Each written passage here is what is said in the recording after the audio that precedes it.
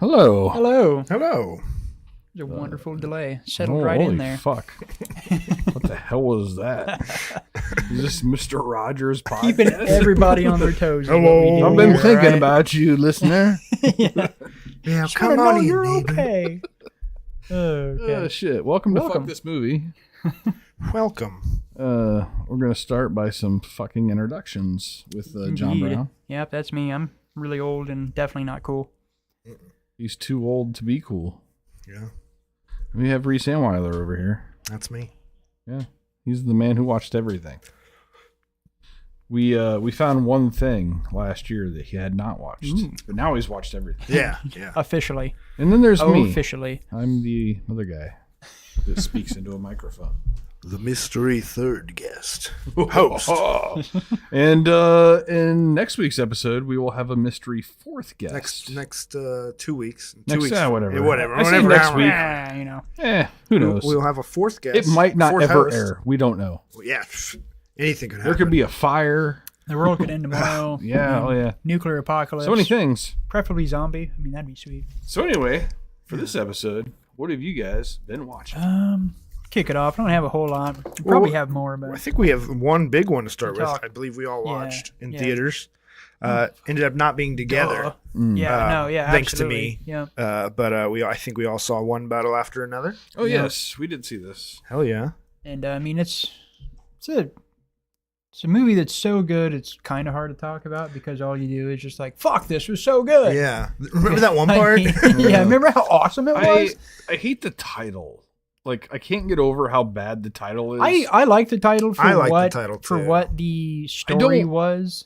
I want to back up. I don't dislike the title. It's just like the day after watching the movie, I was like, we went and saw a movie last night. It was so good. Just like, what was it called? I don't remember. Yeah. And it's like, it's not a memorable title. Yeah.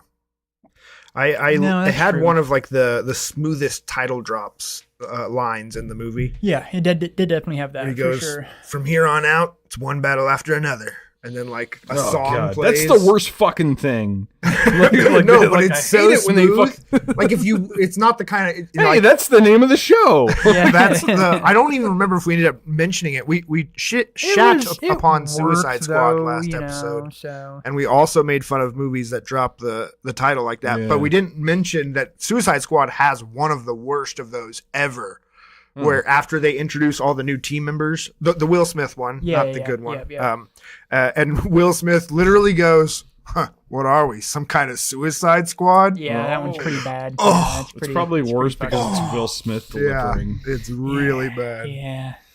But yeah, no, it was a super fucking awesome movie all around. I mean, it's Paul Thomas Anderson. Yeah. It's Leonardo DiCaprio. You know what I love about this movie Mm. is first off, I love Leo mhm. as an actor. He's awesome. And I think the best Leo, my favorite Leo ever, was Once Upon a Time. yeah. And my favorite scene is the one where right before all the shit goes down, when he's in his kitchen in a fucking bathrobe making margaritas, and like he goes outside to confront the hippies in his driveway. yeah. And this movie is literally him playing that character. Yeah. No, it's really Yeah. hilarious. Yeah, ex-revolutionary that's so fucking baked out of his mind. He lost all memory of all the fucking revolutionary bullshit code words and stuff. Yeah, Yeah. that was just super fun. The code word, the thing with the code word is by far my favorite part of the movie. Yeah. When Oh, he's yeah. like, look, man, like I basically like created the shit that you're asking me. Right. And like I've done really well up till now, but it's been 30 years and I've smoked a lot of weed. I've smoked Yeah. a lot of weed and I've drank a lot of alcohol. My brain Right. cells are dead. Yeah. And like I think you're being a little nitpicky.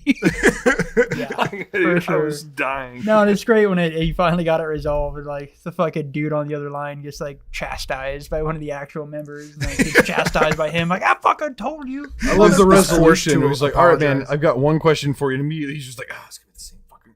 It's gonna be the what time is it question. And he's just like, I think you're gonna know this one. What's my favorite kind of pussy? Yeah. He's like, Mexican ball. He's like, my brother. Yeah. No, it's a wonderful performance. The not put together DiCaprio is just great. It's just so honest, which like he's so great at just like fucking really earnest deliveries, you know. Really like through I don't think much makeup or anything. I think they just kind of changed his hair in between the first like intro of the movie to the later, like really played the age difference. It was kind of funny because I'm pretty sure they did have 2 actresses for his love interest, I think. So I feel like no. Was it the same really? Yeah. She looked way different. Yeah. I didn't think so. The I don't remember, but no. I think all of the adult actors I think were the same people from the intro to the 16 years later. 16? What was it? 16? Yeah, 16. They didn't play up her ass as much in the no. later. I guess her ass was so distracting in the early parts that you didn't even see her face. You didn't really register the face as much, so then you see her older, it's like, that's not even her. If anyone is familiar with the Kanye West music video for Fade, and this is pre-Nazi Kanye West, 2012-ish, I think. It's just I can't remember her name, but it's his wife in One Battle After Another. It's just that actress who's also a dancer just dancing, which you would hate it, John. To the song for the entire length of the video, and it's a fantastically shot video. Yeah, that kind of dancing. Yeah. One thing that really stands out. I related to Sean Penn very much. Yeah. No, that was exactly what I was going to mention. Was that one outstanding thing about this too was fucking out of nowhere performance from Sean Penn that was just really killer and like fucking gross and disturbing and intense. Borderline RFK Jr. No, I remember thinking early on in the film, like, dude, Sean Penn looks so fucking old. Yeah. And then like immediately after I thought that, they're like 16 years later. It's like, oh shit. How are you alive? The dumbest haircut. No, and it's the really weird kind of fucking old where you're like, he's ripped as fuck, but really fucking old. Like that's always kind of like just strange and surreal. You know? Like, how are you even still put together? You lose any muscle mass, your bones are just gonna fucking snap. I can usually take or leave Sean Penn, but I would say it's probably my favorite. Yeah, it was good for him for sure. Now, there's a lot of. I don't know if it's above I Am Sam for me, but like where the fuck has he been? I haven't seen Sean Penn. I think he's pretty like independently wealthy, so I don't think he does a ton of movies. It's usually like small roles and stuff. Like he was in Paul Thomas Anderson's last movie, Licorice Pizza, but it was like for 15 minutes of the movie. I missed that one. I'm gonna watch that. Yeah, I haven't seen that one either. Yeah, I also thought Benicio was amazing as always. I could see him getting a Best Supporting Actor nomination for this one. He's just always really good, especially after just watching the Phoenician Scheme. There, that was fucking fantastic. And then not that long ago, he had Snakeskin, I think, on Netflix, the crime drama. Oh yeah, with, I didn't watch it, but yes. Oh, it's super good. His performance is fantastic there too. He's one of those that just never fucking disappoints. He's always man. good. He's never always disappoints. good. But no, it was a lot of hilarity in this movie too, for it being the drama that it is. Super tense drama. As far as like tense theater experiences, I put it like on the level of Killers of the Flower Moon. I was like that kind of on edge. Yeah, and I had that thought when I left the theater, like Dirty DiCaprio is like the best DiCaprio. Yeah.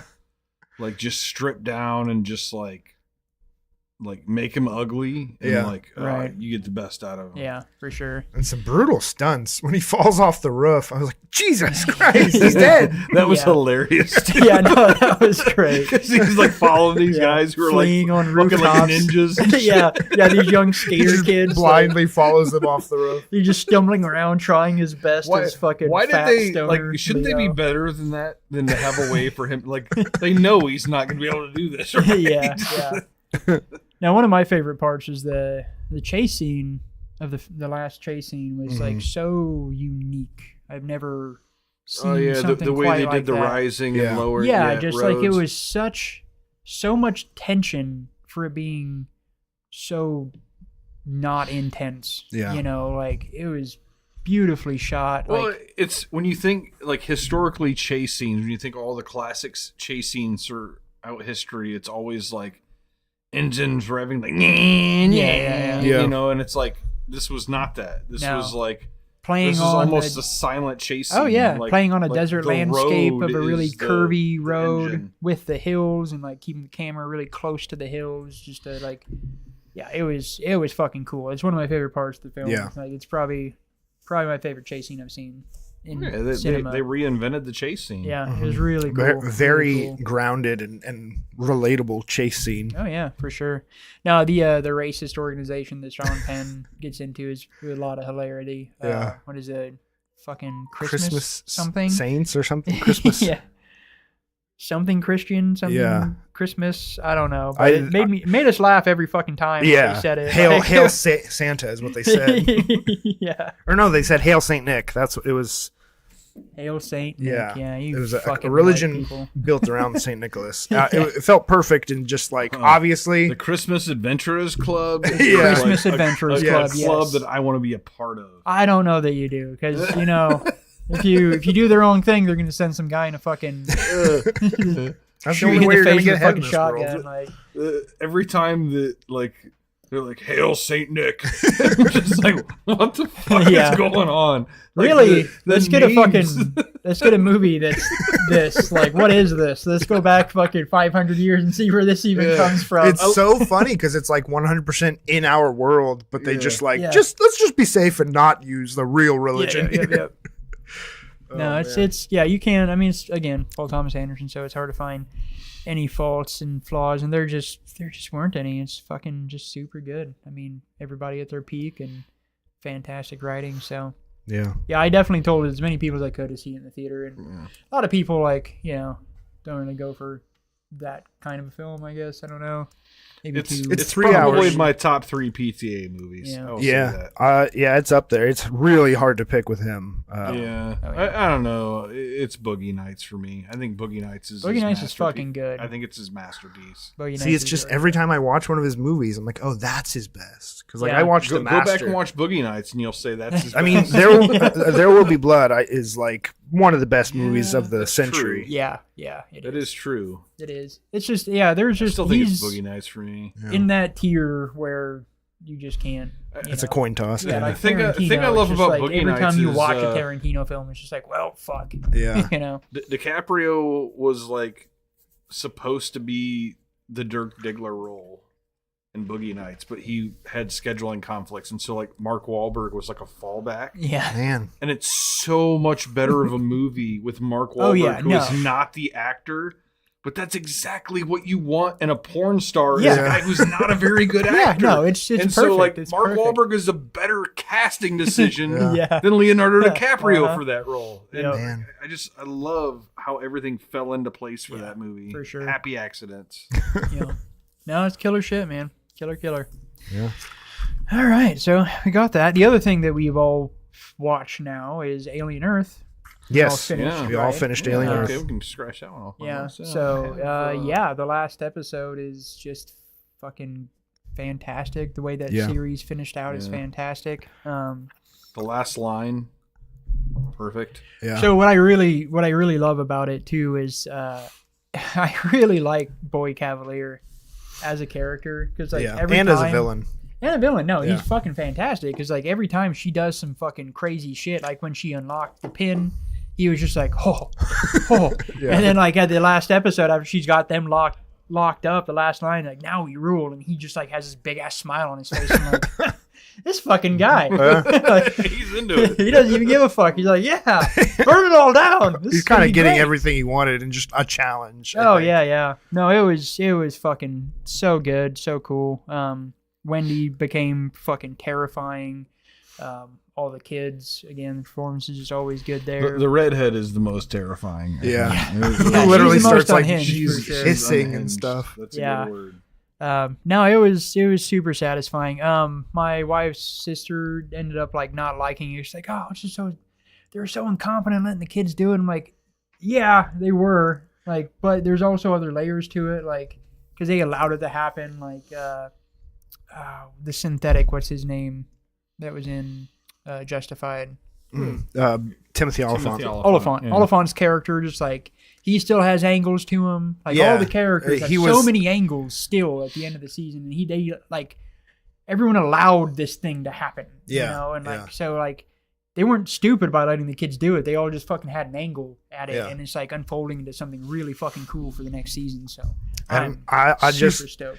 You know, there is a certain new kind of maybe not new, but very current of the era fiction, and One Battle is this too. It's just Superman, Lex Luthor and Superman. Mm-hmm. You know, with the times we're living in right now, I can imagine billionaires doing the stupidest things on the planet. You know, he doesn't. It's all believable. No, he's so believable because he just does not give a fuck at all the entire time, the entire series. He's fully aware that shit's like, he just doesn't care. He doesn't care about any consequence. Cocky idiot. Yeah, like, I can handle it. Whatever, I'll deal with it. Cool. Yeah. No, it was. I've said that I think, and it's so crazy because Romulus was so fucking good. Mm-hmm. Like, Romulus was so fucking good, and like, this is like, fuck, this is like the best thing in the Alien universe now. Man, like, yeah, kind of. It's pretty hard to argue with. So yeah, fucking awesome. It makes me excited. I am definitely going to go see Predator Badlands in theater. Oh yeah. Because I am very, very excited for that. Mm-hmm. I really feel like this is the one that is going to be a real fucking movie. Yeah. Like, Predator is finally going to have like a real movie. No, I think you're crazy for thinking that. No. I think we're safe. We have a fucking film about a predator coming. Not about a predator. Like, it's not like, hey, he's a bad guy, he's killing us. It's like, no, he's the guy. Like, I'm so excited. So other than that, we all watched together. Are you guys caught up on Peacemaker? Yeah, I watched. Are you watching Peacemaker? Yeah, no, he has not yet. I am, and it is fucking. That was a really good episode. Yeah, I've watched zero episodes of the series. Yeah, it was a really good episode. Him finally making the connection with Harcourt. Mm-hmm. You know, like the scene where they're fleeing and she's like on the back of the motorcycle and shit. Like, just the whole thing. Like, it was really well done. Somebody that I tattoo on was telling me that there's rumors that GI Bot from Creature Commandos might show up at the end. That would be of awesome. The season. And that's really easy, like, speculation for the subject matter, but like, it would work so well. Yeah. And I'd love to see this fucking robot just like murderize a bunch of Nazis. Yeah. You know? Yeah. Like, and I don't, for the budget of the show, I don't think you're going to get like a fully CGI character in every episode. Yeah. But I mean, they got Green Lantern and Hawkgirl for an episode. So I could definitely see that happening. No, and again, like, I've been raving about DC shit forever now. Like, honestly, since it's weird. I never gave a fuck about superhero stuff at all. Like, at all. And like, fucking James Gunn, man, like, I just love DC now. I love what they're doing. I love everything. I'm excited for every movie. I'm excited for every project they have coming. And I'm like, I never gave a fuck at all. Yeah. So like, that's something. I'm excited that because they have apparently begun production on a Clayface movie, which is going to be like R-rated body horror. Yeah, which and I'm just cool. Batman has so many like badass villains that no one ever wants to do because like no, we're going to do grounded, realistic Batman, so we're not going to use Man-Bat and Clayface and even like comic accurate Bane. You know, like for sure. He's got interesting villains. So to play what I with. really hope is like they do that, and then we get the Batman that we actually need, which is like a really dark, fucked up Batman. Like, please lead into that. Like, not something that kind of toes the line. That's kind of, it's darker this time. Like, no. We need like fucked up Batman. Like, that's what we need. If you do a Batman again, you may as well just do that. I feel like we are going to get another Batman to go with the new Superman. Oh, we are. Yeah. I don't know if he'll get like solo films, but he'll show up in like team movies. Right. But I don't know. Who knows, man? If that's going to be the his adherent, dark, like his continuity Batman is really exciting for the DC universe. Like seeing Lex Luthor and shit and Peacemaker, just seeing all of the films and series just tie seamlessly together he's doing a great job. Yeah. Outside of that, I watched Task with name is escaping me. He was in Poor Things. Yeah. Mark Ruffalo. Ruffalo, thank you. Ruffalo. It's a really well produced like crime drama, but it kind of hinges on a really fucking stupid thing that's just like so frustrating. It's really, really, really, really, really hard to get past. It's like... Is it based on a true story? I don't know that it is. Mark Ruffalo's FBI agent that's kind of like put it behind a desk, and then the other main character is a guy who's a trash man, but he has connections to a biker gang from his brother who's been killed by the biker gang, so he's basically using his his knowledge and connections in the biker gang to rip off the biker gang to like set up a new life, yada yada yada. Fairly typical setup, typical story, good performances, but the series really kicks off when he hits a house and kills a bunch of these bikers, trying to, get the money from an exchange, does it too soon, ends up with a bunch of drugs instead of the money. It always happens that way. Always happens. But then there's a kid that pops up. Adorable little guy. Like, you just immediately feel so sad for this kid. He's just like the nicest fucking kid in the world. He's completely oblivious. He's Tobey Maguire. And it's just like, he takes the fucking kid home. He murders all the kid's family, which are fucking shitbags. Like, he's in and out of orphanages and blah, blah, blah, blah. But murders the family, fucking steals all these drugs, pisses off this biker gang, and then takes the kid home. It's like, okay, you don't want to own up to murdering the kid in the moment. I get it. But like, you could have, I don't know, dropped him off at a gas station. Like, anything would have bought you some time. But you take this kid home, lie completely about everything to this kid, to everyone. Now the biker gang's like, not only do you have their fucking stash of fucking fentanyl, you also have a fucking child. Paternal instincts took over, you know? Is his name is he like Detective Task or whatever? Ruffalo's character? Yeah. No, it's not that bad. Is it called Task? No, the show Task. He's got the task of taking care of this kid. Yeah, he's a task force. The task force. Okay. Task force. That's how I thought of it the whole time. But, and like... Force. It's just so frustrating because they just immediately do so, and like it's all hinging on this, and it's just so irritating. It's like, just get rid of the fucking kid. Just drop him off. It's not helping you at all. Like, there's no instincts. It's silly. It's so stupid.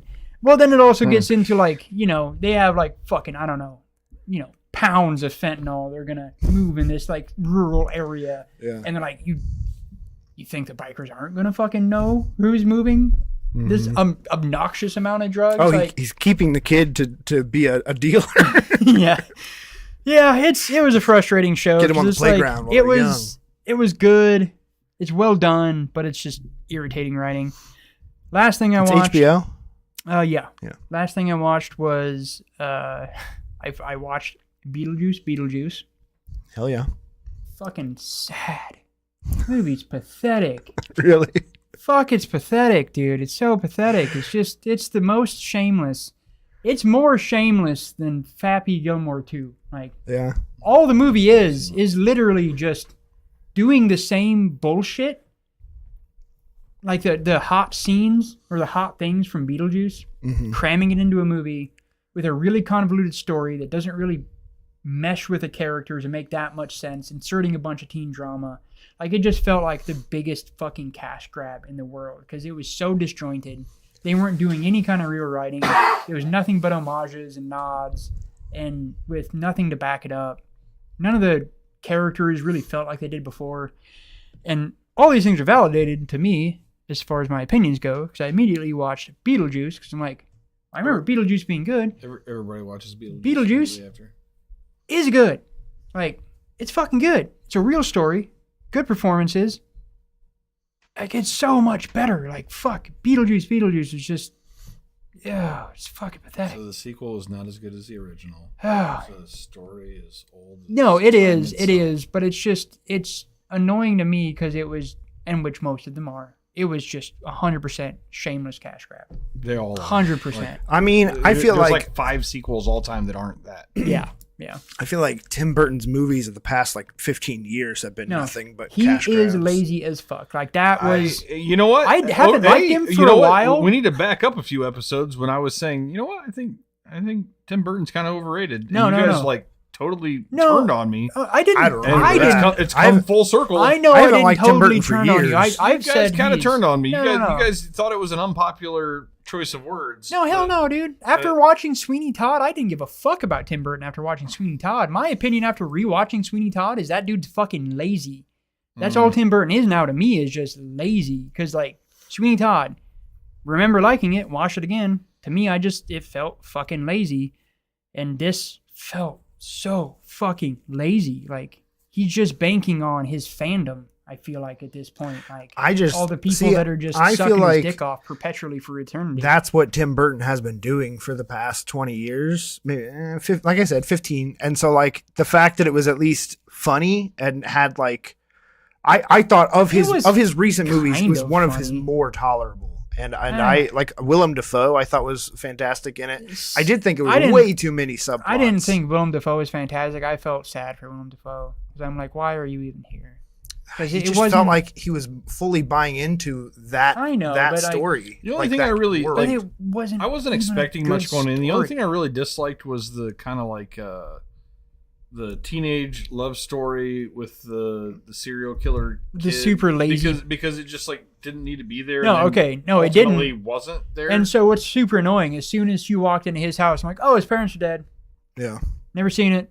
And like a couple scenes later, like, oh, he's dead. Yeah. Oh, good job. Yeah.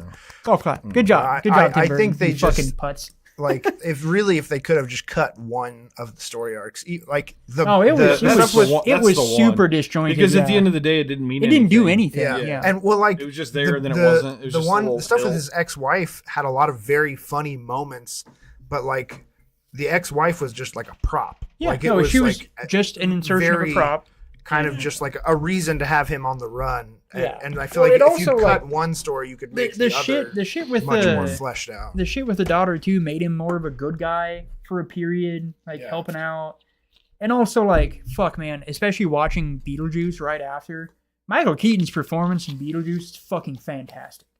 Yeah. And then you compare it to his performance in Beetlejuice, and like he did not give any degree. I know he's much older. No, he's old now. I feel like it's a continuation of the character, and that's why I also liked Willem Dafoe.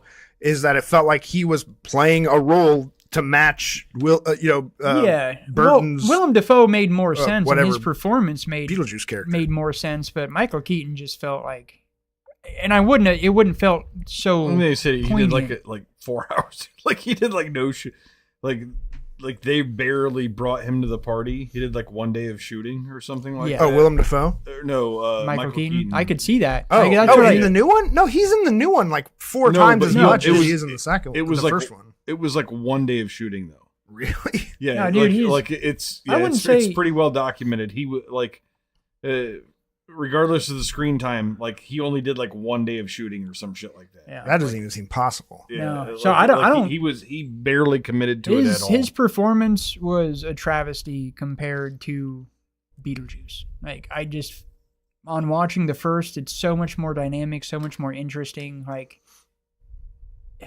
yeah, I don't feel like he gave any degree of a fuck in Beetlejuice. I was so like, I didn't watch it because I knew it wasn't going to be good, but like. It's definitely one of the most disappointing attempts at a sequel that I've ever seen, in my opinion. I thought it was just shameless cash grab bullshit. Like, there was nothing good there at all to me. Like, it was just empty and fucking vapid.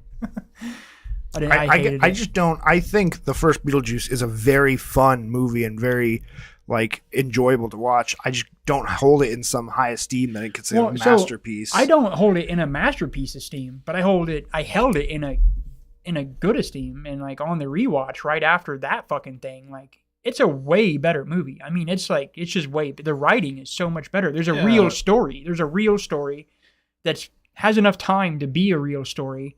The characters actually have some degree of a fucking performance. Like Beetlejuice is just a bunch of shit crammed together. I saw Beetlejuice in the theater. It felt like the fastest movie I'd ever seen in a theater. I felt like I was in and out. Yeah. Like it was just like, whoa, where'd all the time go? And it was just like, yeah, it's like obviously not like to me. I'm older. I do believe that Beetlejuice is kind of like a hidden gem in my life. You know, like I love that fucking movie. I don't think this like. I walked away thinking, you know what? I'm glad I watched that movie. It was a fun time in the theater, but like, I'm not gonna watch it every year like I would Beetlejuice. You know, like. Now, I watched the first one again to confirm, because like I could remember the feeling. Yeah, you shouldn't have needed to do that. The first one's good. I know, but I wanted to check because the second one was so disappointing. I just really needed to confirm, and like I remembered the feeling of Beetlejuice and like the atmosphere and just like being caught up in it, and like it happened again when I watched it again. Like and the effects, the practical effects, just the whole shebang was there. And like Beetlejuice just felt super fucking hollow. Like, yeah, it was kind of fun, but it was so disjointed that I couldn't really even have that much fun because I was just annoyed at so many things because it was literally just, hey, we did this. Hey, look, we did this. Ha, you remember this? Oh, we did this thing. Like the Bob thing. Like the shrunken head guy. Like, arbitrarily make this one shrunken head guy from the first thing a whole, like, shtick. Like, that's fucking lazy, man. Like, that's so fucking lazy. Like, we're going to take this one guy that was just in one kind of scene, and then we're going to make a whole army of them just because. And it's fact. I feel like Tim Burton. The intro, maybe it wasn't the intro, but I feel like the thing that happens very early where her dad dies, or I didn't like Winona Ryder's dad dies. Yeah, I didn't like that. I felt like that really set the perfect tone of, because like the clips they show of that in the trailer are paired with like the children's choirs singing of the Come Mr. Tallyman, and and it makes it look like the movie's gonna take itself so seriously, like the long-awaited follow-up to Beetlejuice. But then you see it in the movie, and it's played 100% as a joke. That's another fucking stupid thing, is that song choice, right? Like, they're singing it at his funeral. Well, yeah, that doesn't make necessary sense. It doesn't make any fucking sense because it was a song that was fucking ghost possession. Like, and they're like, oh, we're gonna sing this at his funeral. Like, that's why I hate comedy or like comedy sequels like that where it just ends up being the same jokes. Most legacy sequels, and it was just that, dude. Plus some teen drama, plus some random character that could have been cool if you would have actually. Like, that should have been the movie. Like, yeah, that could have been. It should have been just Beetlejuice and his fucking admittedly, ex-wife, Beetlejuice isn't the main character of Beetlejuice, so like maybe it would honestly feel kind of strange if he was the main story. I mean, he wasn't the main character, but he played a really, like, he was there. I mean, he's like the villain. Beetlejuice. Yeah, he was the villain for sure. But he had plenty of screen time, and so anti-hero. He was prevalent throughout. So I don't know. It would just. If they're going to bother, like... So that's the thing that's frustrating, though. You know, they made him kind of a fucking good guy in the second one to help him out. Like, if they're going to do that, then they're already putting a big spotlight on the character. So why not just put a bigger spotlight on the fucking character? I feel like they've set themselves up now. They almost have to do I would agree with a that. movie called Beetlejuice. So maybe you'll get everything you want. Oh, that's happening. Oh, yeah. It's going to be a piece of shit, too. It is. I know it was two different... directed by Michael writer Bay. Pairs from Beetlejuice to... Oh, it is happening? No. I'm just saying there was two different sets of writers from the first film to the second film. Oh, yeah. Because it was not written by Tim Burton. It was written by a pair of people, then written by a pair of people. A committee. He no longer knows how to write. Yeah. I mean, definitely. I can't really say anything for the directing. Other than I can, because like the characters didn't feel really all that similar to... They were kind of, but they were like. I mean, it's 30 years later. They're gonna be different. Now, What's the next thing on your list? I feel like we've. No, I'm done. I'm sorry. Yeah, we can. I feel put like we've gone a it. little deep on Beetlejuice. Yeah. Beetlejuice sucks. Fucking Tim Burton is very disappointing. Moving on. Yeah. Like we did like 19 minutes on Beetlejuice. I'm sorry. Beetlejuice. I got carried away. We'll get it down to a type 5. It must be a great movie. We did 19 minutes on it. I mean, there's a reason so many people do podcasts about shitty movies. It's a lot easier that to movie. Yeah, that's all you gotta do, John Brown. Yeah, I'm sorry. I really like to lay it bare. You know, like this is a piece of shit, and here's why. Fuck it. Just you gotta get animated. Get up on it. Gotta get our sound effects. We do need sound effects. Real quick, I watched Idiocracy also with the family, and just classic as always. So. Yeah. If you haven't watched that, watch first it. Time. Was it first time for any of your kids? Hell no. For the kids, yeah. I watched it once. That was enough times for me. It could have been like produced better, but like at its core, it's just like dumb humor. But it's accurate. That's the thing that's funny about it. Yeah, it's fine. We do have a reality TV show host as president. No, we are consistently being dumbed down.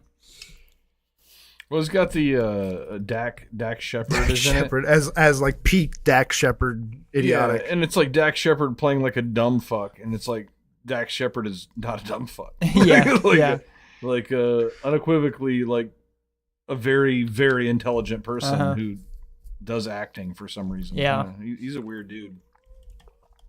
Got started in acting. Yeah. And then he just decided to ride his wife's coattails into podcast him. Is he still acting? I feel like he was in something recently. Was he in a TV show? He is a thing. He's part of. He's been in some movies. Yeah. What else did you watch? John Brown? That was it. Idiocracy. Take it away, man. Don't want to spend too much time. I don't have a lot. I can go next and give you the floor. Yeah. So John took a couple of mine. One, I'm gonna start with a TV show. I only have a couple of things. I'm gonna start with a TV show, and I think Reese, you actually hit this last week. I hadn't seen it yet, but Black Rabbit. Yeah. Yeah, I'm excited for that one still. I binged the miniseries this weekend, and God, it's so fucking good. Yeah. It's really fucking good. Black Rabbit. It's on Netflix. Watch it. I don't want to give too much away. It's stressful. Yeah, it's man. Where the fuck has Jude Law been hiding, man? Like I haven't seen this motherfucker. He just creeps around, dude. He was in a Disney. He was in a Star Wars show, and every once in a while, I know he's done a few like kind of indie project leading roles, but I haven't really seen a lot of him. No. Yeah, he just pops out of nowhere. This is so. A lot of people don't love Jason Bateman. It's like kind of like you love him or you hate him. I like him a lot. I love Jason Bateman. Yeah, I think he's solid. This is my favorite Jason Bateman because this is not Jason Bateman. Like, I mean, this is like when you think of Jason Bateman, you think character actor. He's kind of the same guy in everything. Yeah, he is not the same guy in Black Rabbit. Right. And I fucking love that. Like that, it's really cool. He's like the fucking loser brother fuck up. Always making bad decisions. Always. Right. And like he's always making bad decisions and everybody wants to follow him. He's like that guy. He's like the worst fucking person.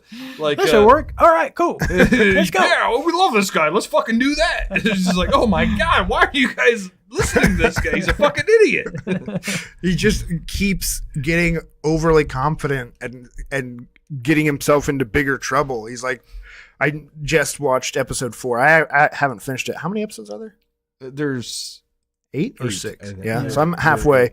But he's like, I just told them I'm going to have all of the money tomorrow. He's like, why did you do that?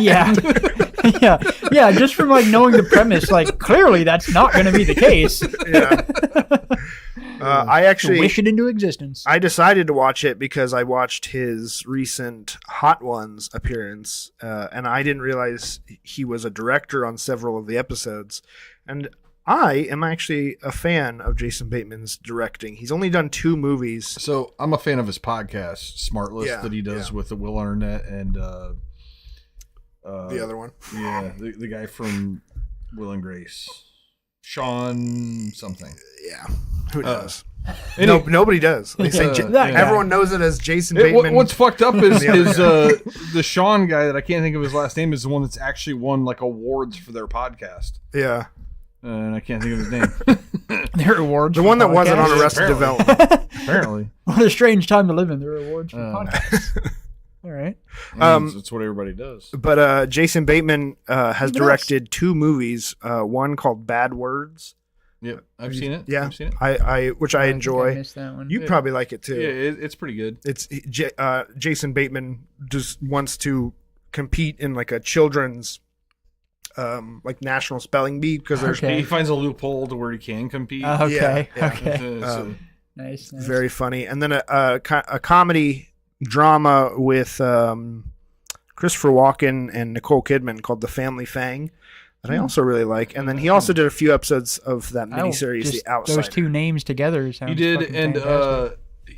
he also did a good majority of the directing in Black Rabbit. Yeah, I was gonna say in what's the series, the big Netflix? Ozark. Ozark. Ozark. Sorry, Ozark, which is I think the best series that Netflix has done. Yeah. Personally, I fucking that series is gold. Yeah.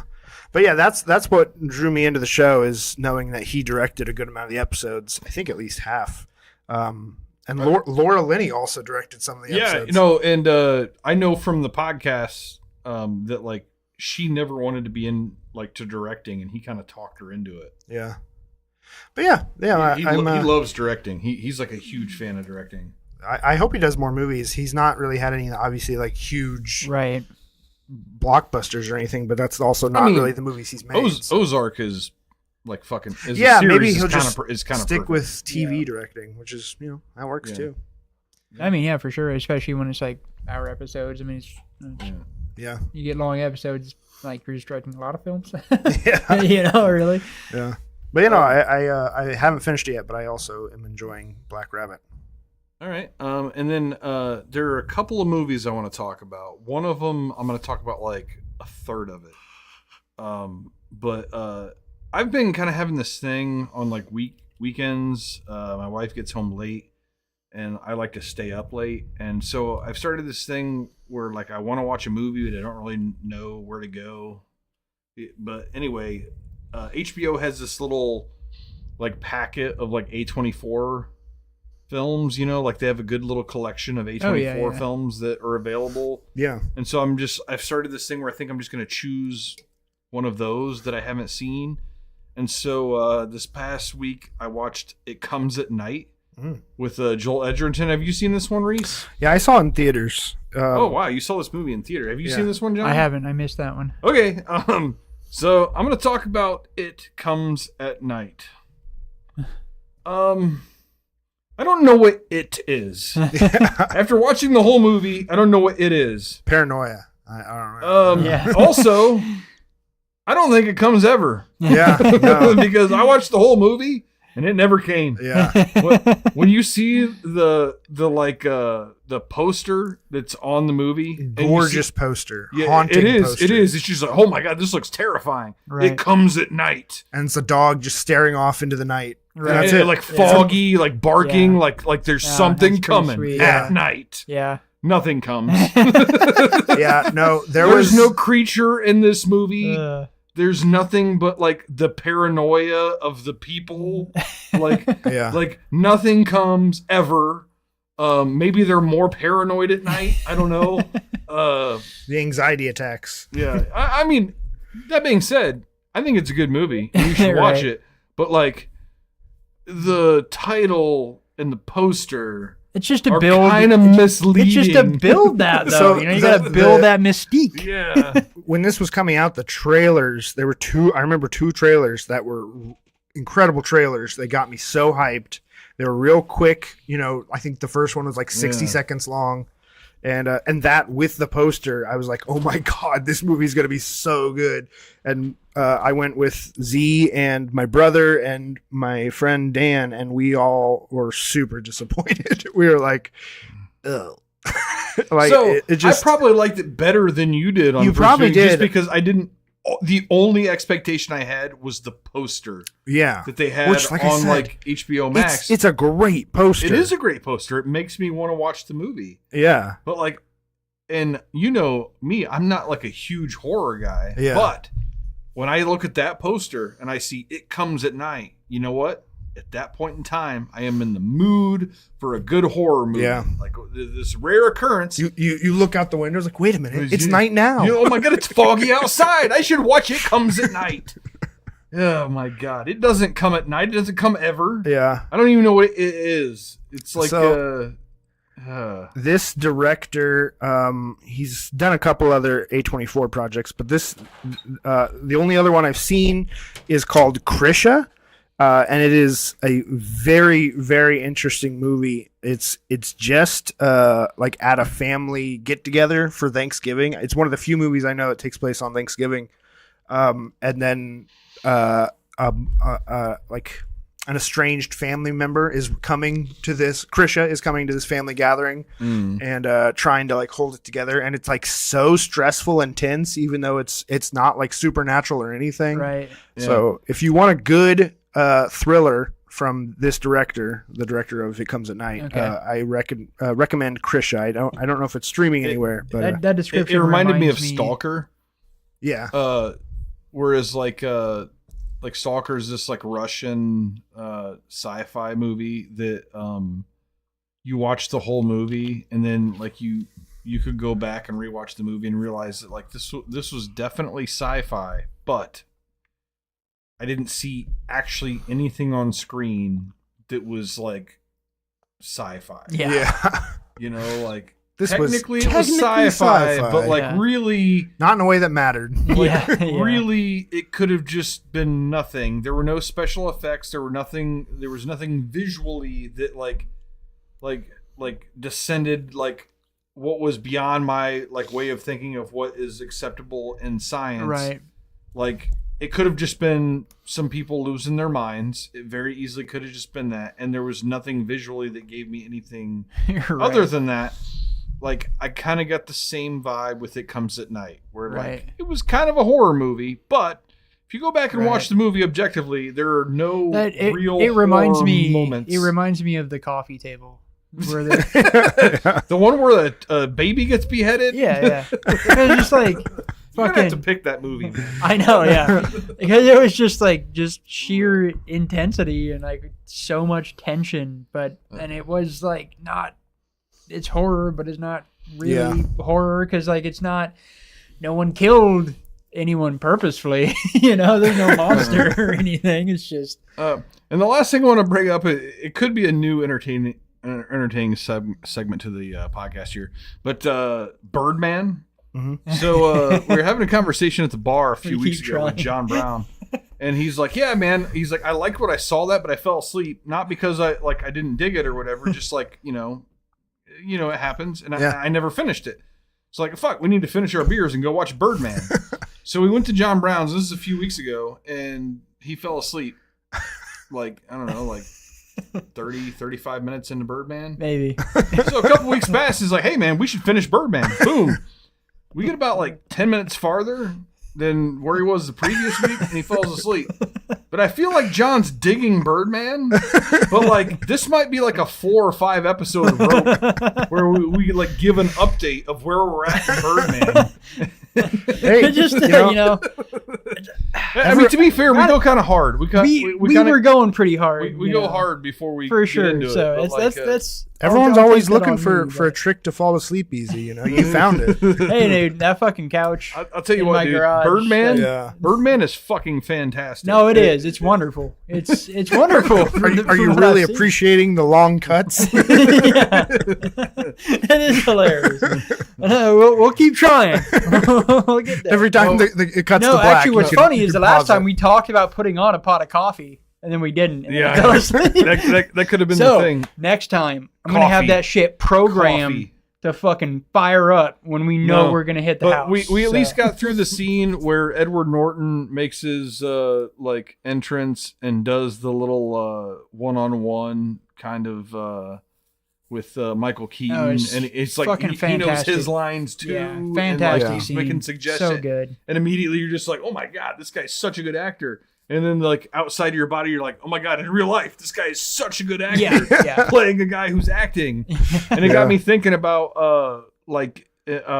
Naomi Watts in Mulholland Drive. You know, Oh it's yeah, like, yeah. uh, Yeah. bits with actors playing roles where they are acting in film are some of the best performances I've ever seen. Yeah, I mean, for sure. No, Naomi Watts, that performance is fucking fire, dude. That was so good. yeah, I felt the same way. Oh about- yeah. I mean, dude, Edward Norton is like, yeah. he's fucking amazing. I mean, one of my favorites for sure. No, we're gonna get it. We're gonna fucking yeah. we're gonna So, get that down. it might Pot be- of coffee next time. Yeah, so we will give you Pot of next coffee and snacks. next Maybe not episode snacks. is actually. a Halloween Snacks- episode. snacks Something to actually put it entertain down. your physical, keep you in motion. Next episode is a Halloween episode, so you might not get the same.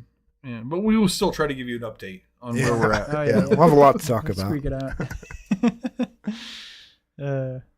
I'm And old, that's man. all I had, I think. Okay. Well, I'll have to cut it down a bit because I am in full Halloween mode, and Oh my God, he's been watching all the horror movies. I have. It's the most wonderful time of year. I watched him. Is it French? a French vampire movie. Ooh, the Vordelok. Yes, yeah. that John has talked about before. Such a cool movie. The Vordelok. It's very similar in kind of setting to Nosferatu, in that like very traditional. Yeah. Victorian kind of that era, and almost like a different take on the tale of Nosferatu. Yeah. But I really dug it. No, it was interesting because in the film, like they reference like, what were we talking about? A vampire here? No, not a vampire. So it's like something different than a vampire, apparently. But one of the things from the film too, like it felt very, very French because there's so much like exposition. Mm-hmm. You know, like there's so much just fucking long-winded. I mean, it's satisfying, it's good, but just like, God, so fucking French because people just go on forever about these things. Yeah, I highly recommend it. The Vordelok, the vampire in question, is like 100% a puppet. 100%. And like, not animatronics, I don't think, but fully not a person in a costume. Yeah, and they handle it really well. And like the first scene, you only get him at it. Like you brought this one up before, right? Yeah. I caught it on Shudder, and like the first scene, you see him at a table. Where did you watch it, Reese? I own it on Vudu.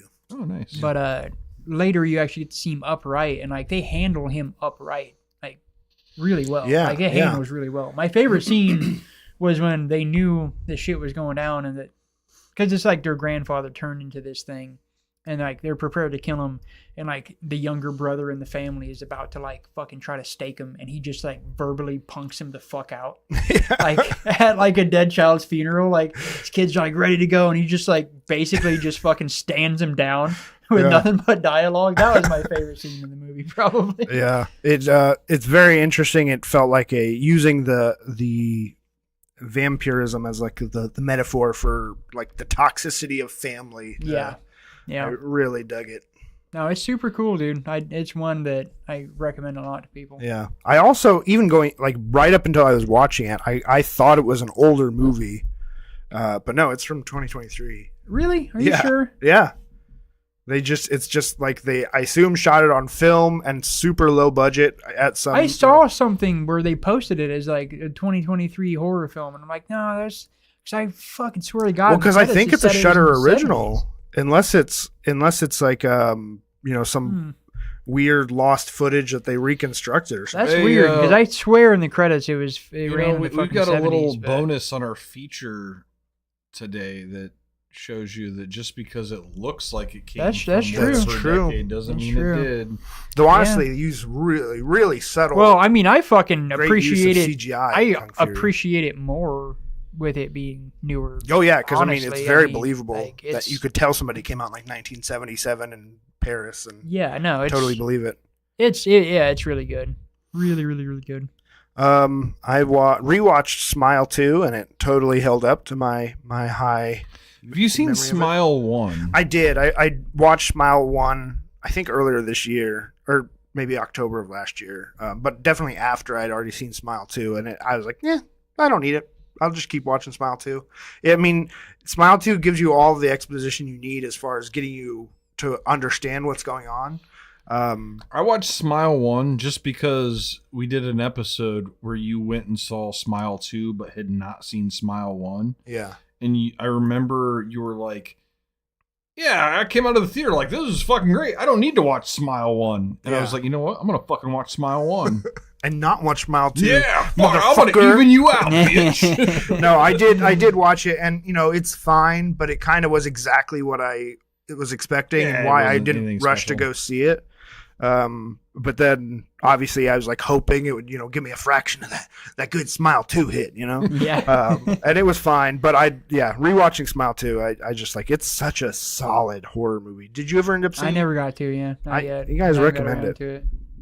I need to, yeah. I need to for sure. Gotta pound it through Birdman. One of my favorite parts of Halloween movie season is like continuing on all the franchises I've started. I watched the next Chucky movie. Unfortunately, I think I'm out of the zone of good Chucky movies. Which one? I watched Seed of Chucky. Oh no, you're out of the zone. Bad. So I watched Bride of Chucky last year. You've been out of the zone, I think. I think Bride of Chucky is out of the zone. Well, like while Bride of Chucky is like almost a whole separate entity from the first three, from the Child's Play movies. I think the Child's Play trilogy is like great. Yeah, I think the third one is the last like acceptable one. Yeah, the 3 is acceptable. The first 2, I will die on a hill for Child's Play 1 and 2 for sure, like 100%. But as like a trilogy of like the different, the main same protagonist through the 3. For sure. Bride of Chucky, I could definitely see was a completely different thing from the first 3, but I still thought it was very fun. Seed of Chucky, I thought was just really stupid. This is what I thought the whole Chucky franchise was growing up. Was this movie? Yeah, no, because it had like. Did you see this one first, or you just? Was that the one that had like Method Man? I've watched the other 4 in past years, and so this is the next one. No, it gets pretty bad. Have you seen the reboot Child's Play? The TV? Oh yeah, I've seen that one too, and I like the reboot Child's Play myself. I thought it works, and I honestly kind of want to watch the Chucky TV show. I keep hearing Chucky TV show is very good up to a point where it gets to be just a bunch of teen drama. Yeah, it was like very, very good. It blew me away how good it was up until like episode 5, and it's just teen drama at a certain point, and it's like I'm watching this for Chucky, not teen drama. Like. I want to see Chucky kill people and be Chucky the teen years. Yeah, because like it was cool because it gave you like backstory to him. Yeah, that you didn't have in any of the films like at all. So I was very excited, and then it just devolved into just fucking teen drama, and I'm like, well, that's lame. But it was better than I thought, though. Yeah. Well, speaking of things we've talked a lot about, we don't need to get into it, but I did rewatch 28 Years Later. And it is fantastic still. Have you watched 28 Days Later? I'm probably going to watch it before the month's over. Fucking need to. Well, I still haven't watched 28 Weeks. Don't watch that one. You don't need to watch that. I feel like I need to. But Reese needs to watch 28 Days Later because you rewatch. I have seen. Yeah, I know you. Yeah, but you need to rewatch it because it's. It's so, well, I thought there was a chance somebody might pick it for their Halloween movie, but I don't know. We'll see. Maybe there is a chance. But yeah, go see 28 or watch 28 Years Later if you haven't yet. We all love it. Yes, it's fantastic. I had John and Shane from Karma over to my house, and we watched Night Watch, the original one. And so this is one of those interesting movies. Wait. I've seen multiple movies that are called Night Watch. Yeah, so this is the Norwegian. Ooh. Okay, so this is the Denmark, one with Danish. The one it's the Game of Thrones actor. Yes. John Brown, we watched that at your house before you moved into where you are. Okay. We watched Night Watch at your on your fucking sofa in the fucking other house. Okay. Yeah, it's a guy gets a job at a morgue, and then there's a serial killer going around. Oh yeah. I really enjoyed it. It's the guy who played the Lannister Slayer. Game of Thrones. But it's one of these interesting movies. I think there's a sequel to it also. There is a sequel that actually just came out like a year or two ago. But then there's also an American remake with Ewan McGregor that is directed from the same guy who directed the original Danish version. Wait. That's a remake? It's a remake. I saw that one first. And you didn't connect that it was a remake? Because I thought it was a ripoff. I didn't realize that it was a remake. I didn't realize the timelines were that way. Yeah. But I saw Night Watch when it came out. Yeah. Years ago. I worked at Blockbuster at the time. So yeah, John and Shane said who have seen both. Or no, they'd only seen the remake, and then they watched the original with me, and they said it was like almost shot for shot, like the same movie, minus a few changes because there's like more sex and nudity in the Danish version that I don't think you'd get in the American version. Yeah. Danes. But yeah, it's this fun little thing that happens every once in a while where some person directs a movie in their native language, and then some studio in America is like, you should do that again here, and they just make the same exact movie. I mean, hey, it's a weird little experiment to witness sometimes, but I mean, I like it better to do that than to be like, like the dragon tattoo thing. My example is Vanilla Sky, which is Abre los Ojos, the fucking Mexican film that it's the exact same story with all South American actors, including Penelope Cruz. Yeah. Who they cast in Vanilla Sky to play the exact same role. Yeah. and it like I prefer you get the same director if you're gonna do like an updated version like that in a different language. I concur. Yeah, it's a weird thing because I mean, like, don't get me wrong, Penelope Cruz is hot, and I enjoyed seeing her in both films. If you have to also remake Cruz, it, it's pretty good. Yeah, she. I mean, she's good. On top of being hot, she's good. She didn't come around. I mean, like, yeah. I mean, she didn't come around. Like, I haven't seen Penelope Cruz in anything in a long time. No, she's around. I haven't watched. I mean, she's probably doing like the South American Puss in Boots. No, I think I kind of feel like the last thing that was Selma Hayek. Or was it? There's a Black Mirror episode that from one of the last seasons of Black Mirror that it was either Selma Hayek's the one with the incredibly large titties. Yeah, it's pretty hard to confuse the two because the titties are like night and day. They're I mean, that's fair enough, but their facial features Cruz is hot, but she is very flat chested. Yeah, like I can't remember. Selma Hayek is like 90% boob. Okay. Penelope Cruz was in Ferrari recently. Okay. Not Ford v Ferrari, just Ferrari, the prequel. That's the one with Adam Driver? Yeah. I have not seen that film. As Mr. Ferrari. Have you seen that? I didn't. I missed it in theaters. And then she's also... I should have watched that. I like Adam Driver. I would have enjoyed it more in theaters than anywhere else, but I missed it. She's been in several of Pedro Almodovar's movies recently. She was like always in his movies. Yeah, it was Selma Hayek for the episode of Black Mirror I was thinking.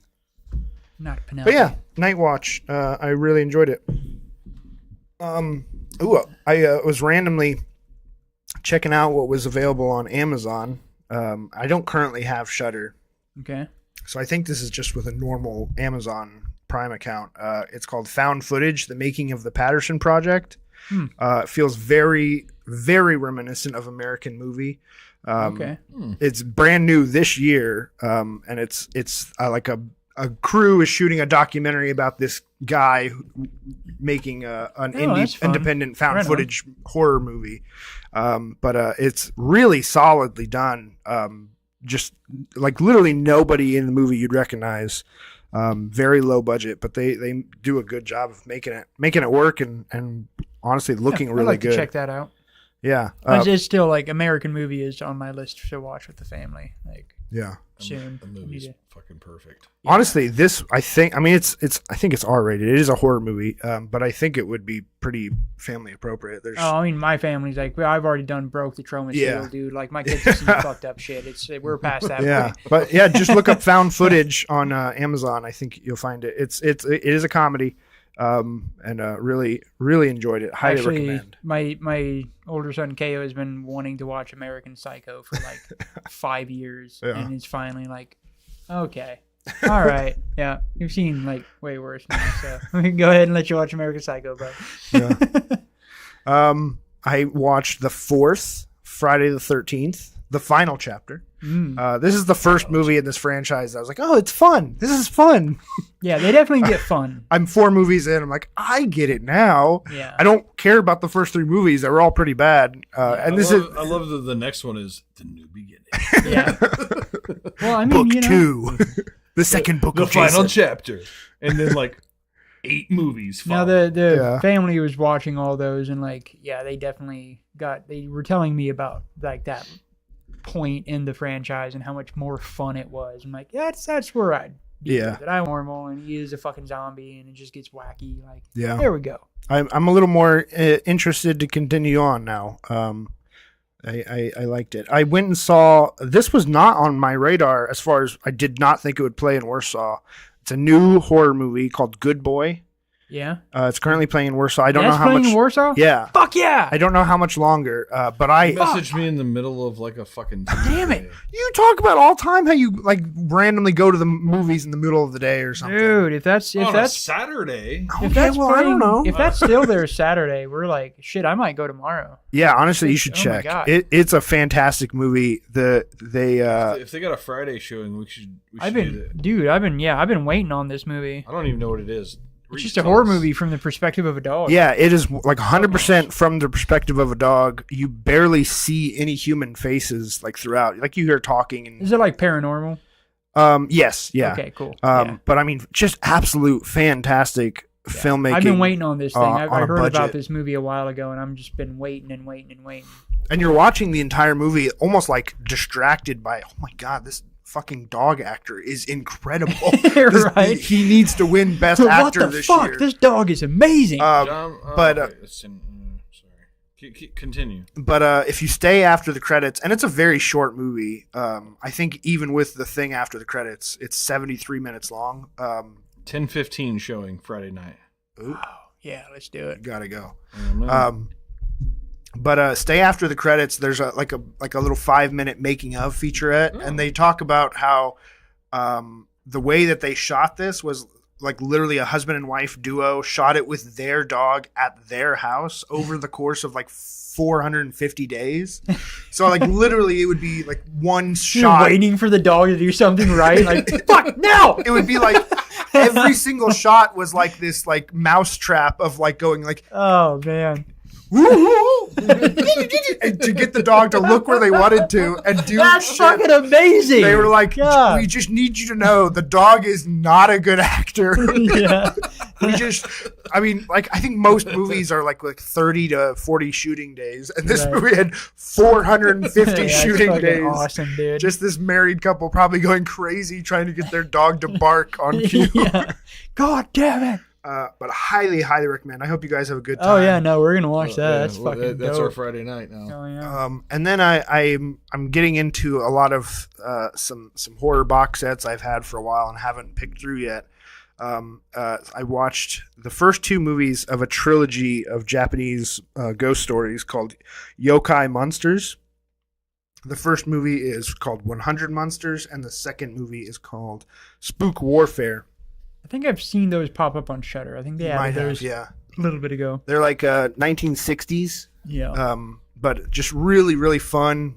Super wacky, I'm very sure. wacky, very Super interesting Japanese ghosts and ghost stories, and they're all Dude, about Japanese have like the murdering best fucking landlords. Ghosts, dude. Like, Yeah. the Japanese have the best spirits. They're Just all like there's wacky. not necessarily a logic to them. Like one's literally an umbrella with a tongue and 2 arms. Oh, they just have one for everything. Yeah. They just have one for everything. Like going back to fucking like look at the original Kamigawa magic set. Yeah. Like, dude, the coolest fucking spirits and wacky bullshit. Like Yeah. they just have it for everything. But I'm excited to watch the third movie. I'm really, really enjoying them.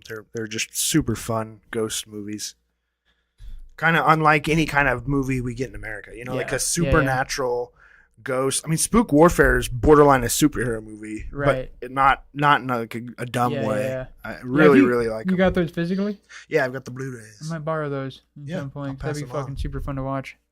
But yeah, that's a rundown of the highlights of what I've been watching. All right. Right on. There we go. That's gonna put us right into Ziffy chair. Yeah. Where's the fan? We used to have a fan. It's been stolen, but it's still out there. But anyway, feature time. Back to it. Hardcore Henry. It was John Brown's pick, and now Reese for the will give feature us. Press the poster button. We can let people know what we're talking about. Yes. Is there a poster button? There is. Right there. Boom. That's what we're talking about. Hardcore Henry. This movie. This is a POV film. It is. The POV film. Which Reese has a handful of other POV films. Yeah, you know, I got POV 4K. Now, this movie is I just dig it, man. I didn't know how you guys would feel about it. I pretty much assumed how you would feel about it, Dustin. I didn't know how you would feel about it, Reese. But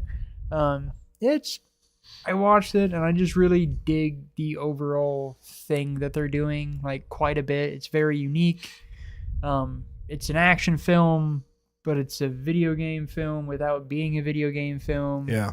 Like, it's fun. It's got the guy that played the lead in District 9, which Charlton Copley. Love that guy to death, and like just getting to see him have fun in this movie with all the roles he kind of played with the one role was fun. Yeah. So this movie to me is just a lot of fun. It's nothing to be taken seriously. it's just like, and that's why I kind of like it as an action movie, because it's like it's not fucking around with anything or like some convoluted story that they might expect you to think is like halfway good or something. Like it's just here we fucking go, you know, and like that's what the movie is for sure. Is like as soon as it starts, it's just you go and it doesn't stop until it stops.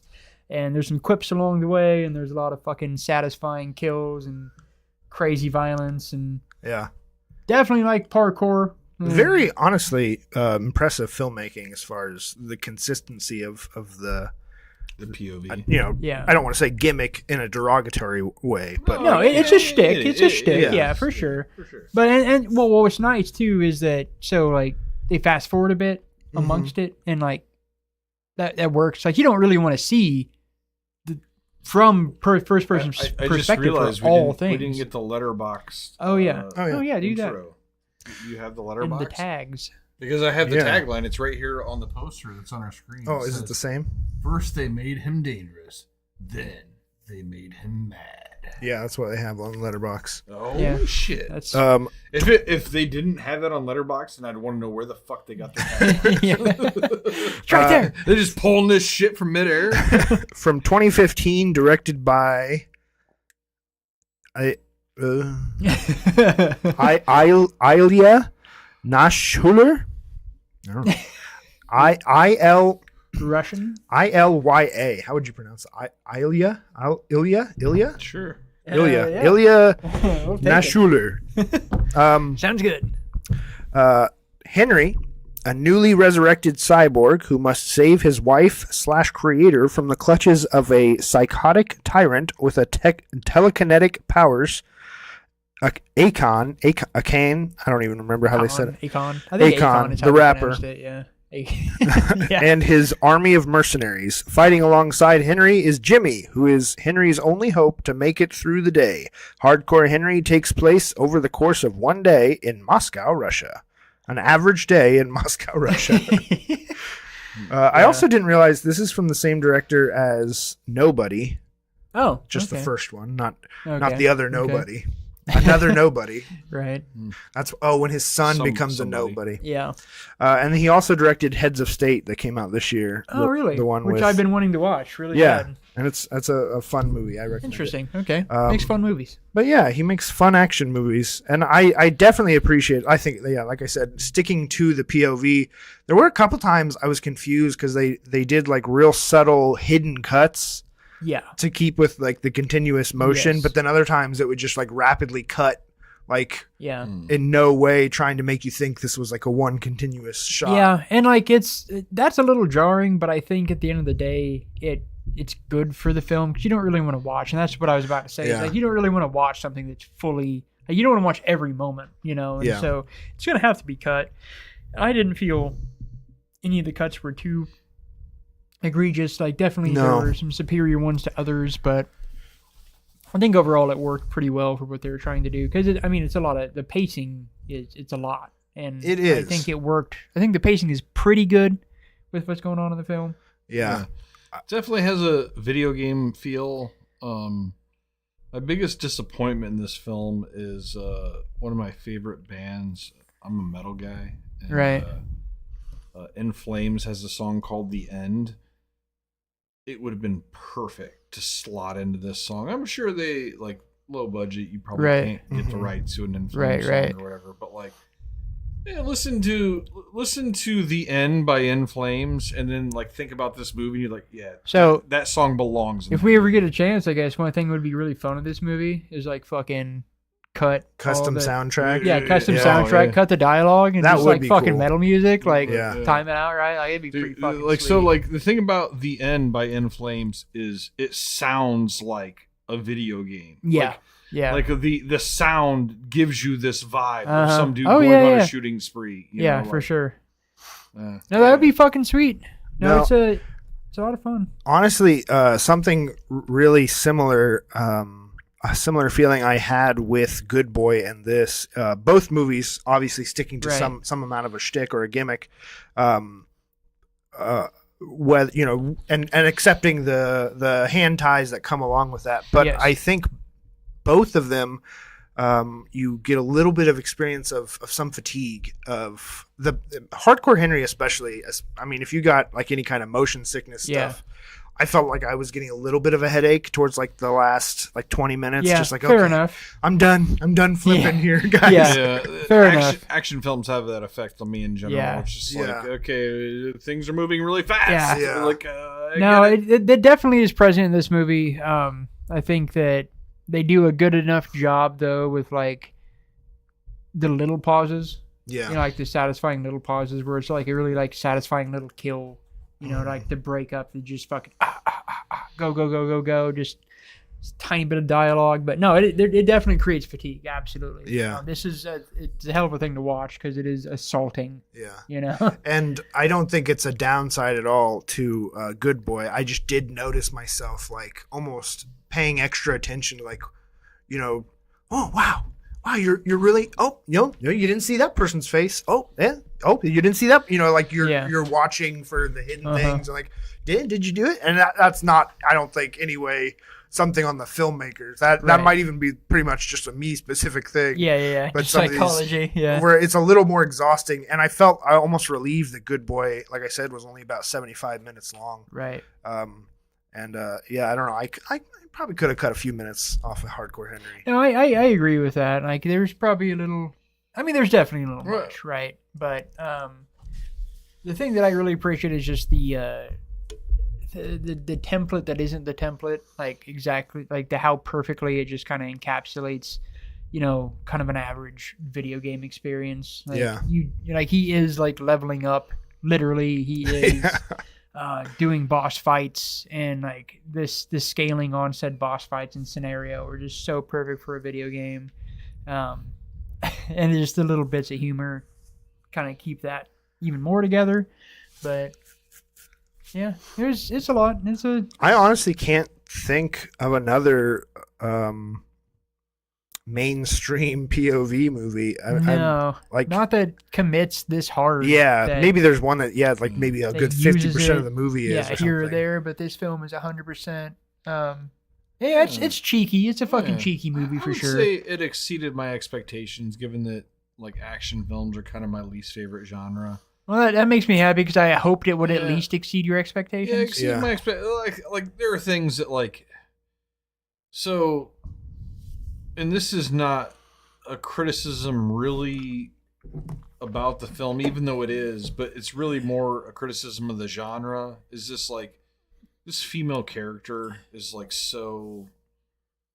It's just this female character is exactly what they do in every. And movie. So, and like if anybody was shocked that like the turncoat nature of this chick, who by the way, horrible actress. Like she was awful. Yep. Like just every time she was on screen, she said words. I was just like, ugh, cringe. The villain's terrible too. Yeah, you know, and it's like terrible. Am I like surprised that she ended up being a turncoat cunt? No, I am not, because I saw how horribly she acted in the film, and I know that in in action films, like the villain is most often a female that can't act. Like that is kind of where they go. No, and that's because fucking. They know that people are like afraid. Yeah. Of people who can't act, and so they like put them in the villain role because it's like you can't act. You're naturally terrifying. Shit. No, it's and that's all like 100% accurate, and that's one thing I like about this film is that it works for exactly what it is, because it's a fucking video game. It's cheesy, like it's so like those aren't supposed to be good. I get it, but like I feel like. So the problem with this particular movie is you have no lead role, right? Like the lead role is actually like a camera. So like you don't actually have a lead actor, and so like I'm relying on these villain characters to give me something. So you have the impression of one, and that's one thing I dig about how they set the guy up is with like Tim Roth, the dad and the flashbacks. Like it gives you an impression of a thing. It gives you just enough to like commit to what the thing is that you're watching. Yeah, and like the shitty wife and the lame villain are like like exactly like it's just basic ass human psychology. Like it's exactly bad enough villains that you're just like, yeah, these guys suck. They're just not a good performance. I'm ready to see them get their shit wrecked. You know? Yeah. And so like I feel like the movie, I feel like it pays off in that sense because like there's shit performances, but that's not what this thing is. This thing is fucking blood it's just and like guts I and got violence. like random like Captain Planet villain vibes. From No. them, He's like, just they're super, bad people. It's supposed to be cheesy. It's supposed to just for him people. to wreck, and so it's a fun time along the way to see some really cool kills for him to deliver the death to these fucking douchebags. Yeah, honestly, really great stunts and explosives. Oh and yeah, stuff. no, the fucking. I mean, especially putting yourself in a spot that like they have to look almost more realistic and stuff, like with the grenade throws and stuff, because you're right there and you're. The choreography was pretty impressive in a lot of the scenes, especially like the boss fight scene is pretty fucking ridiculous. Like, I'd love to watch something. I would love to watch a documentary of the filming of that scene. Like, I would love to see how that all went down. Probably my favorite part of the whole movie was when, I think it's in that last fight, when he gets one of the eyes dislocated. And so, like, but they're both on, and they're just, like, different perspectives of the same shot. I thought that was very fun. No, they did some very interesting, neat things with this film. Like, it's not, I'm not going to tell you that this film is great cinema. I'm going to tell you that this film is super fucking fun. And if... yeah, it's up your alley or it's not, but if it is, I feel like you'll be satisfied by the end of it. It could be cleaned up a little bit for sure. Yeah. But I think if you dig what this thing is doing, you're gonna fucking dig it. And like, I've had to watch it several times, and like I don't know exactly why I dig it so much, but I really like this film. So yeah. It's a fun experiment. For sure. Way more plot than the POV movies I usually watch. You're watching the wrong one.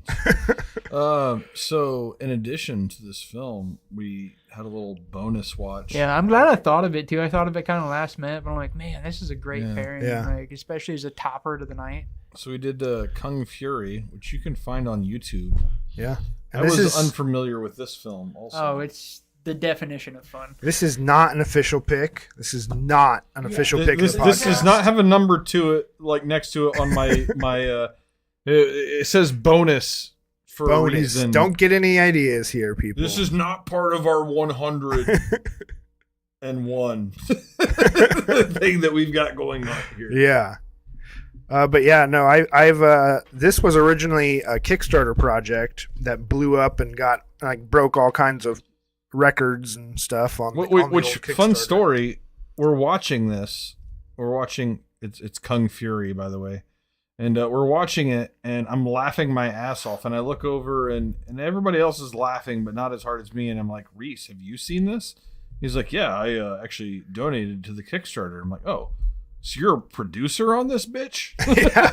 Yeah. I actually was like, so there's a documentary called Men in Suits about like famous people in costumes and horror movies and stuff. And I did fund it on Kickstarter at a level that, like, you know, there's like 600 names in the credits, and there is Reese Anweiler in the credits. I think I literally have an IMDb page just because of that movie. It's the weirdest thing. Seriously, like you are listed as a producer on the film? I think it's like executive producer. Yeah, nice. So I wanted to check on Kung Fury, and it said at the beginning, like, and thank you to all of our Kickstarter backers, because there's way too many to list you got off. An IMDb page, man. Yeah, I look forward to that being extended as you maybe donate more of your money to other deadbeat projects. Yeah, but yeah, I got enough to get the Blu-ray, which is a fun little thing to have. Oh, it is, dude. So this thing's a gem, dude. It's a fucking gem. I had a good enough time watching this film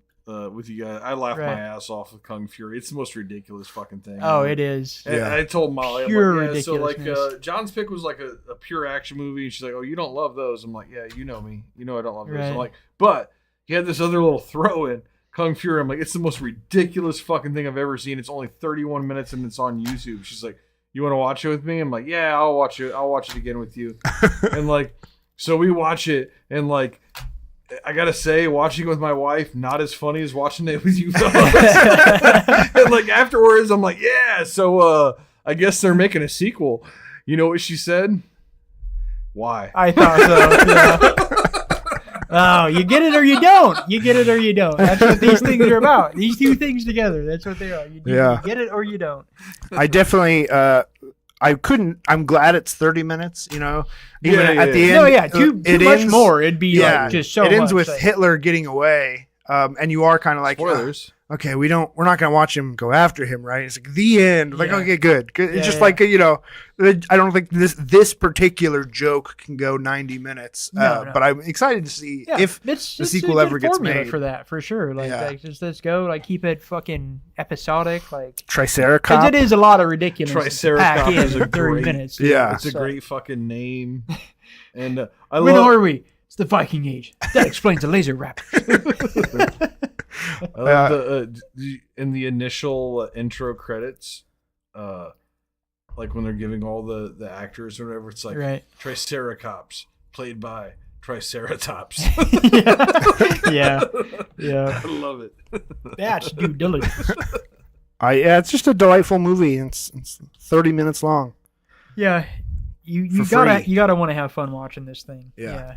There's no very way. dumb. It's goofy. It's goofy as shit. If you're a complete asshole, you might not like it, I guess. You hear what he's saying about your wife? Oh yeah, wow. Okay. I mean, not in that context. I don't know that she disliked it, but I did find it notable. It was like, I guess they're trying to make sequels. It's like, why? Yeah. Well, you know what? That is a fair question. Yeah. And why is you can watch that movie and like it and say why? Yeah, no, for sure. Particular point. You need to know what happens to Hitler. Oh god. But yeah, fun movie. Fun movies is.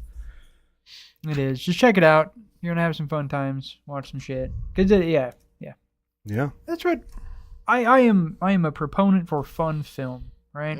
Yeah, and I would say kudos to John Brown for like picking a genre that we really haven't highlighted kind of at all. Well, I wanted to go this is our 59th completely episode, averse to our the 96th feature. crushingly depressing thing that Reese picked that I have also picked in the past. Dude.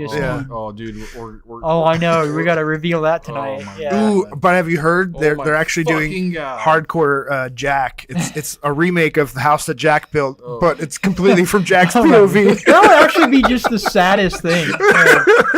God, that'd be the worst thing in the world. Just a close-up shot of him scalping a tit. Oh, the mannequining of the frozen child. Like, god damn. Oof. Okay. Towards the end of the movie, you get a shot of LVT on his sofa, jerking off, watching his own movies. Yeah, he's like, I'm so fucking good. It would be actually kind of like mine. I could see somebody doing a real trippy POV movie, and at some point, like the POV breaks the fourth wall, and you see the director of the movie. Right? Yeah. Shit. Oh yeah, fun movies. Fun movies. All right. What do we got in the theater? Yeah. Playing in the theater. The returning hits. We've got The Conjuring, The Long Walk. A Strangers movie. I don't know which one. Fuck. Who cares about that? I hate those fucking things. Fuck. I hate Demon Slayer is still just apparently bringing in bank. Is this the K-pop one? No, it's not K-pop. No, this is the anime one. That's K-pop Demon Hunters. Is it Hunters? Yeah. Demon Hunters. I know it's all the rage with the kiddos. Yeah, it's huge on Netflix. No, Demon Slayer is the anime movie that Molly. I'm sure it's very, very good because what little bit I saw of the anime was good. But the Downton Abbey movie is still playing. Dry British shit. No.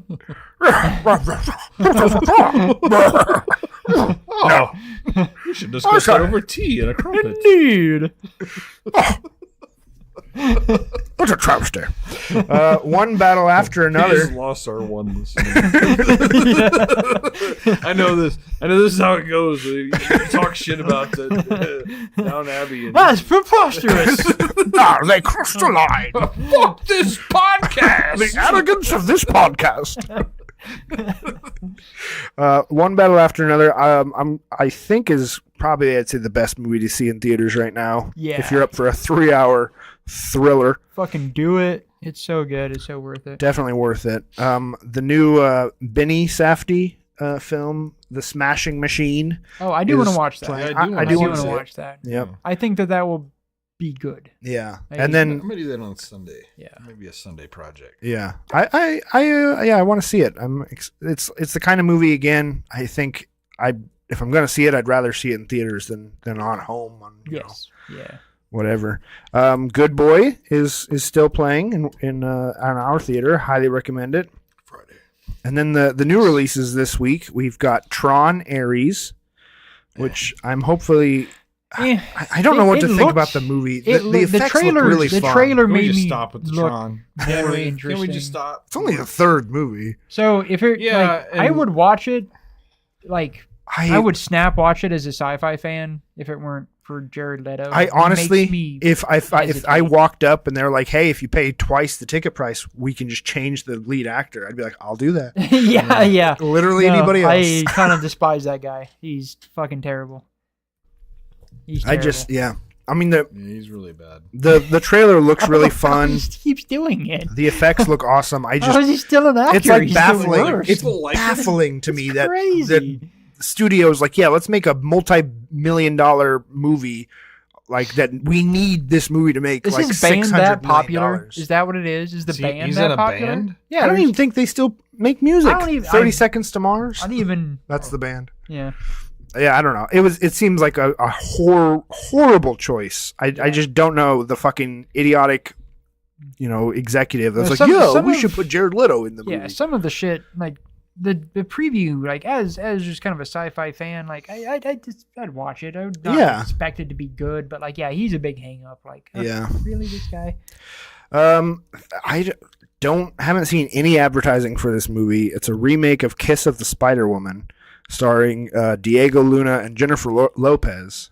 Yeah, I saw some kind of advertisement for it. I saw a trailer for that, and it was a remake of something. They said that it was in the trailer thing that I saw. They said it was the perfect role for Jennifer Lopez. Oh God, wow. That's not High a good praise. movie then. If there's a perfect role for that.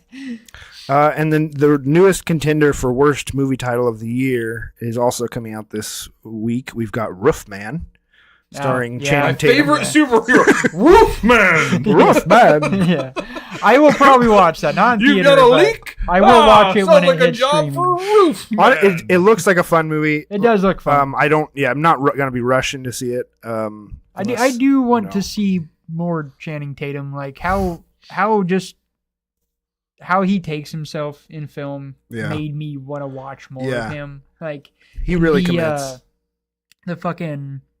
The post-apocalyptic thing with This Is the End. This is the end. Like him, like allowing to be Danny McBride's Gimp. Yeah, just like, all right, like if you're willing to just make yourself Danny McBride's Gimp for this goofy fucking movie, like I kind of respect you for that. The 21 Jump Street movie is kind of what did it for me when he's just like fully committing to being an absolute idiot. Those are easy guilty pleasures. Very funny. Both movies. the 21 Jump Street, 22 Jump Street. Yeah, I think those movies are fucking hilarious. Yeah, everybody should watch them.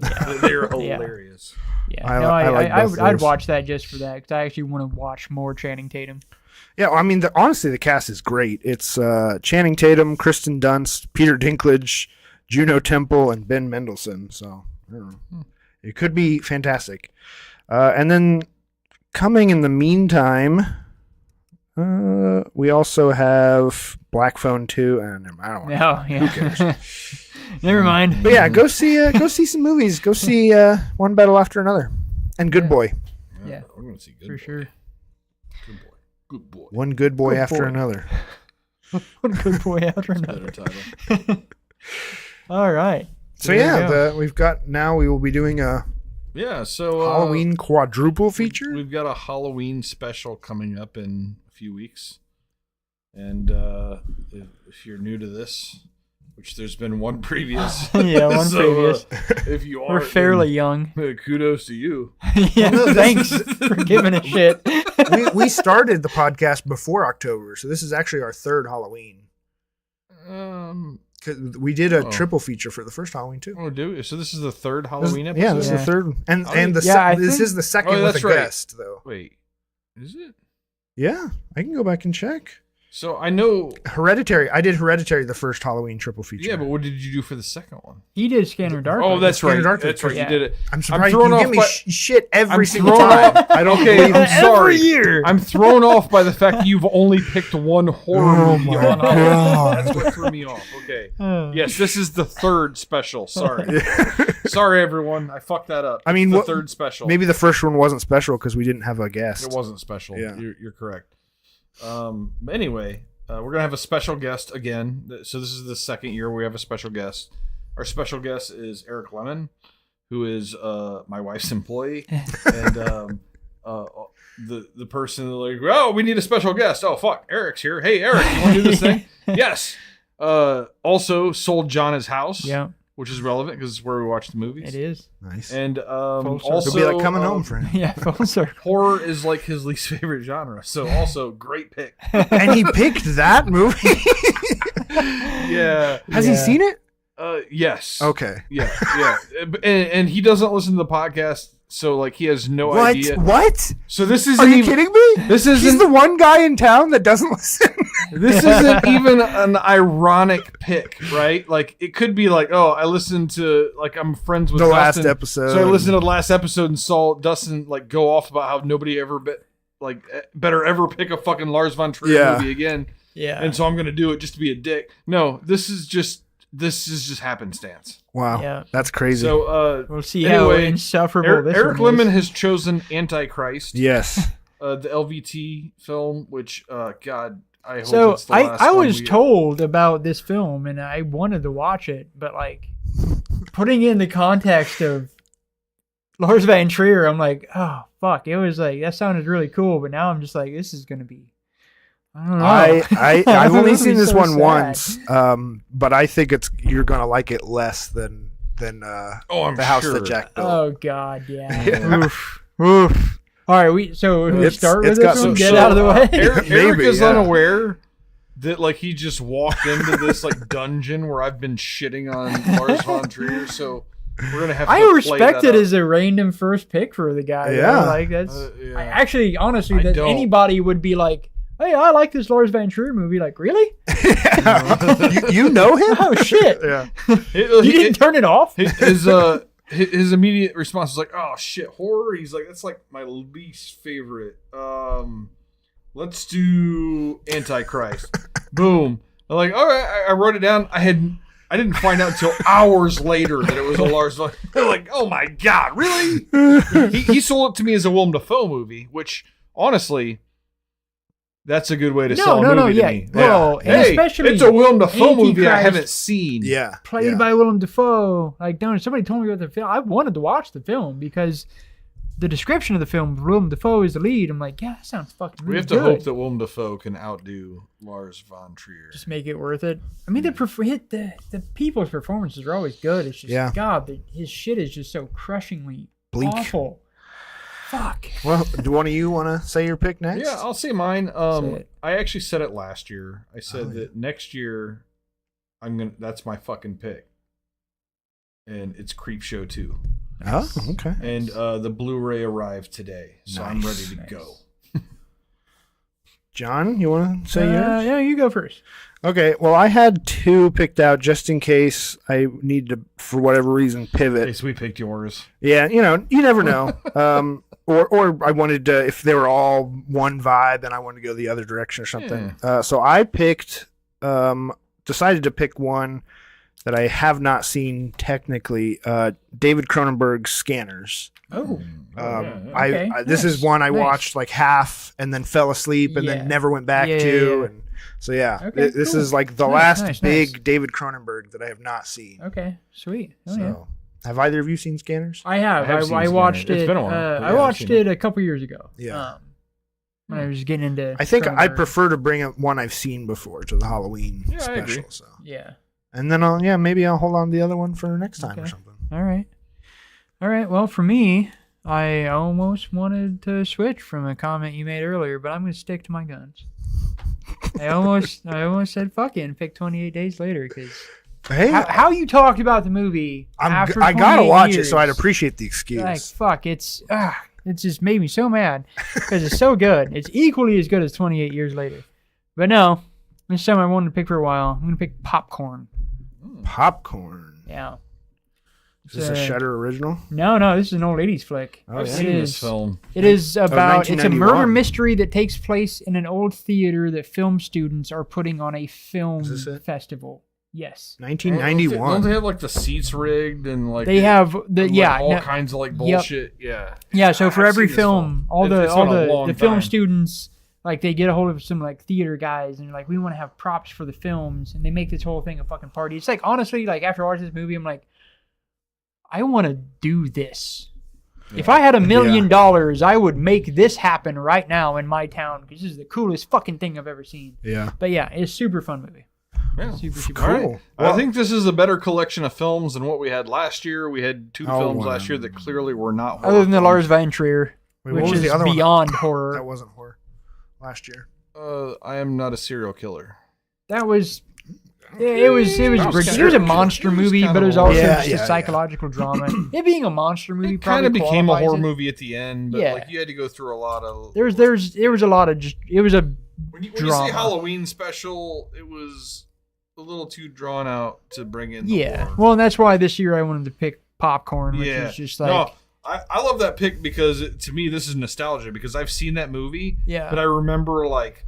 Nothing. Like 1%. Like I'm so excited for this. No, it's really fun. I'm more excited about this. One of the chicks has a boyfriend that's just like has the hardest time, like the entire movie. And he's such good comic relief. Like he's just trying to like get through the shit, and he's just constantly like fucking like biffing and stumbling and just being the guy.